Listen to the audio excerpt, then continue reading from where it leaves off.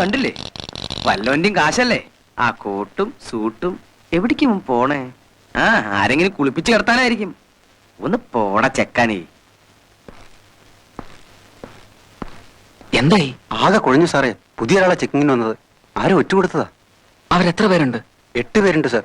എല്ലാം സീൽ ചെയ്തു. 5 പേർ ഗോഡൌണിലുണ്ട്. 3 പേർ തോമസ് സാറിന്റെ മുറിയില്ല.